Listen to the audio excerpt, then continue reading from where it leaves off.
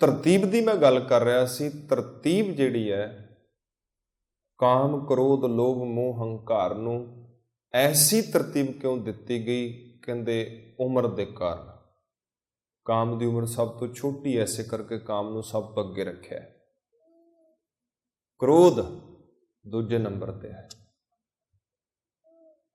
एक निमक काम है, निमक मात्र। क्रोध हो सकता है 10 सैकंड, 20 सैकंड, 30 सैकंड, अद्धा मिनट, 1 मिनट, 2 मिनट, हो सकता है अद्धा घंटा चला जाए, हो सकता है 2 घंटे, हो सकता है पूरा दिन, और यह भी हो जाता है कई बारी कई कई हफ्ते, कई कई साल तुसी क्रोध नूं पालदे हो अपने अंदर। आ जिहड़ा पीढ़ी दर पीढ़ी वैर चलदा ना, इहदा मुੱਢ मूल क्रोध हुंदा है। इनू महाराज जी कहते हे कल मूल क्रोधंग। एक कला दा मूल है, कला दा मुੱਢ है। इत्थों कलेश शुरू हुंदा है, इत्थों लड़ाइयां झगड़े शुरू हुंदे ने। ये मुੱਢ है, मूल है। ये बड़ा लम्मा चलता है, कई कई हफ्ते चल सकता है, कई कई महीने, कई कई साल चल सकता है।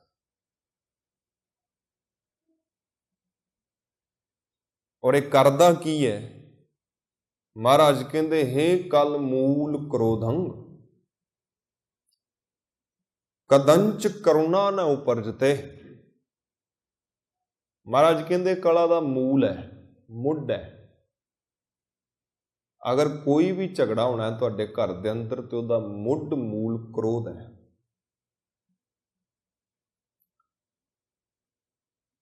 शुरुआत क्रोध तो है। हे कल मूल, कला दा मूल क्रोध। फिर महाराज कहते जिस हिरदे च क्रोध है उस हिरदे च करुणा नहीं रह जाती। करुणा खत्म, उस हिरदे च दया खत्म। ते जिस हिरदे च दया नहीं प्यारियो, उस हिरदे च धर्म नाम की कोई चीज़ नहीं हो सकती। क्योंकि महाराज गुरु नानक महाराज जी के बचन ने, पातशाह जी कहते धौल धर्म दया का पूत। कहते जिहड़ा धर्म है ना, दया का पुत्र है। ते जेकर तुहाडे अंदर दया ही नहीं, तुहाडे पास दया ही नहीं, धर्म कित्थों आएगा? धर्म नहीं आएगा। फिर दया नहीं तो धर्म नहीं।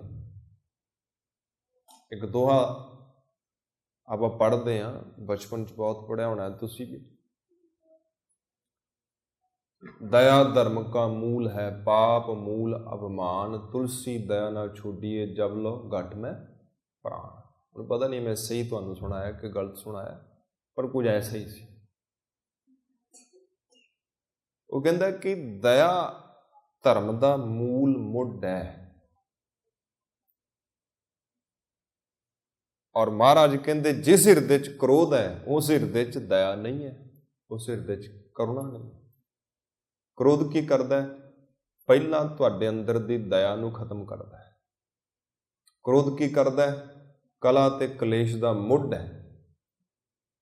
महाराज जी कहते कठन क्रोध घट ही के भीतर, जे शुद्ध सब बिसराई। कहते जिहड़ा क्रोध है तुहानू बेसुध कर दिंदा, मत मार दिंदा बंदे दी। जिवें नशीला पदार्थ बंदा ले लेंदा ना, जित पीते मत दूर होए, बरल पवै विच आए, अपना पराया ना पछाणी, खसमों धक्के खाए। इसे तरह ही जदों क्रोध साडे सिर ते सवार हुंदा है, फिर अपना पराया नहीं दिसदा। फिर सामने माँ खड़ी है, पिता खड़ा है, भैन खड़ी है, भरा खड़ा है, पत्नी खड़ी है, बच्ची खड़ी है, धी खड़ी है। क्रोध च बंदा बौरा हो जाता है, और जो उहदे हत्थ च आवे वो ही चक के मार दिंदा है, जो उहदे मन च आवे बोली जाता है। क्यों? क्योंकि क्रोध मत मार दिंदा। महाराज कहते कठिन क्रोध घट ही के भीतर, जे सुध सब विसराई। महाराज कहते बेहोश बेहोश कर दिंदा, होश ते तुहाडी खत्म ही कर दिंदा है।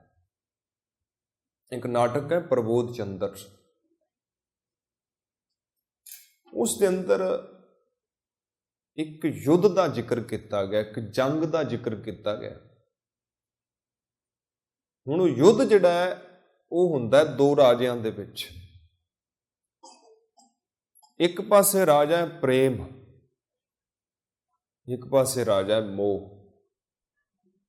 हुणे दो राजे ने, एक प्रेम है एक मोह है,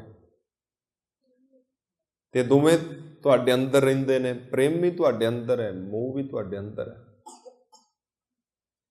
हुण दोनों राजे ने ते दोनों की आपो अपनी सैना है ते इन्हां दे आपो अपने सैनापति ने।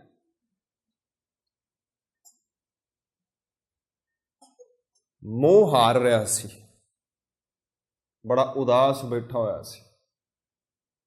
इन्हे नूं क्रोध सैनापति आउंदा है, महल दे अंदर प्रवेश करदा है, राजे नूं देखदा है, इन्ना उदास, इन्ना चिंतित, इन्ना दुखी, इन्ना परेशान। कहंदा महाराज क्यों है, इन्ने दुखी क्यों हो? अगों मोह राजा कहंदा है कि सैनापति मारे जा रहे ने, सैना मुक रही है, मैं हार रहा हाँ, इस करके मैं दुखी हाँ। क्रोध कहंदा महाराज मेरे हुंदियां तुहानूं चिंता करन दी जरूरत नहीं है, जिन्ना समा मैं हाँ दुनिया की कोई ताकत तुहानूं हरा नहीं सकती। मोह राजा कहंदा कि तू की कर लेगा, काम मारिया जा चुका है, इन्ना वड्डा महाबली योद्धा मारिया जा चुका है, लोभ मारिया जा चुका है, हंकार मारिया जा चुका है, तू की कर लेगा? कहंदा महाराज मैं की करदा, मैं तुहानूं दसदा। फिर क्रोध बोलदा है।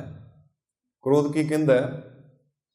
कहंदा अंध करूं त्रिदवंतन को, सुतवंतन को बदरो कर डारूं।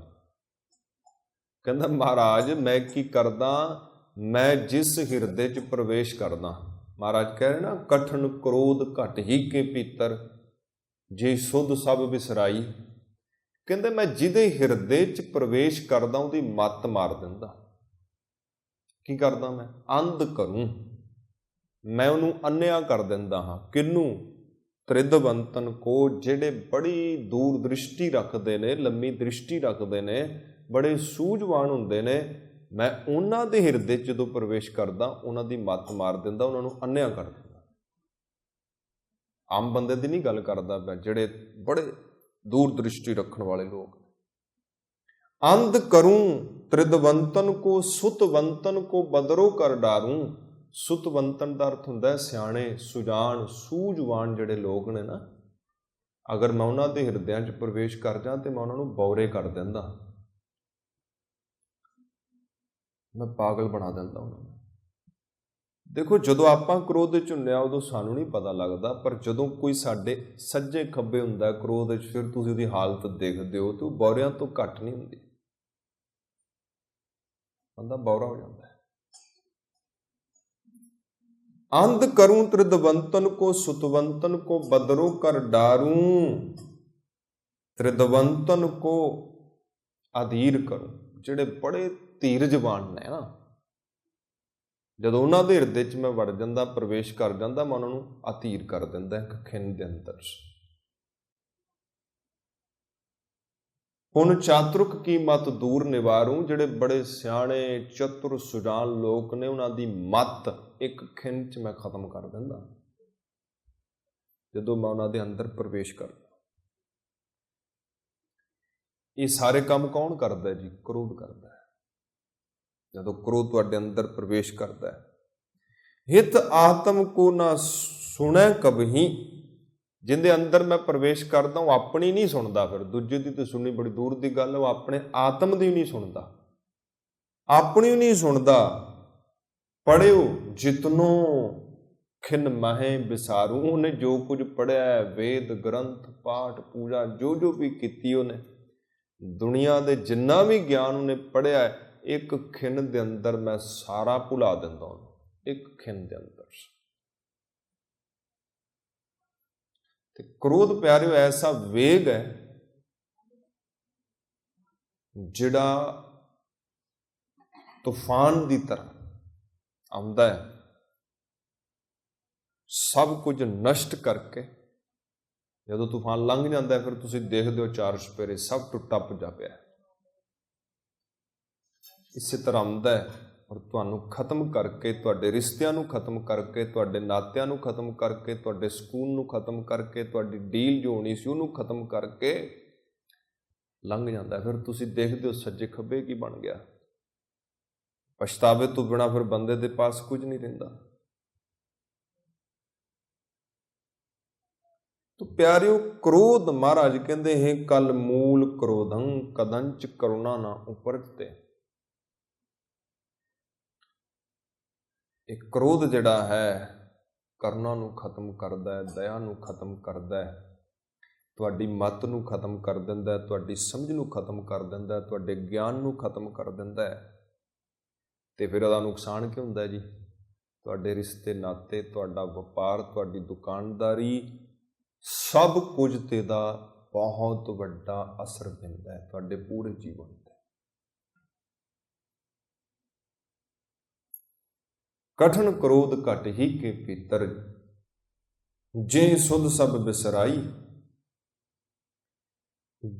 ਰਤਨ ਗਿਆਨ ਸਭ ਕੋ ਹਿਰ ਲੀਨਾ। ਇਹਨੇ ਕੀ ਕੀਤਾ? ਜਿਹੜਾ ਅੰਦਰ ਕੀਮਤੀ ਗਿਆਨ ਸੀ ਉਹ ਛਿਣ ਦੇ ਅੰਦਰ ਇਹਨੇ ਚੁਰਾ ਲਿਆ। ਤਾਂ ਸਿਓ ਕਛੂ ਨਾ ਬਸਾਈ, ਬਸ ਨਹੀਂ ਚੱਲਦਾ ਬੰਦੇ ਦਾ ਕੋਈ। ਤੋ ਇਹ ਹੈ ਕ੍ਰੋਧ।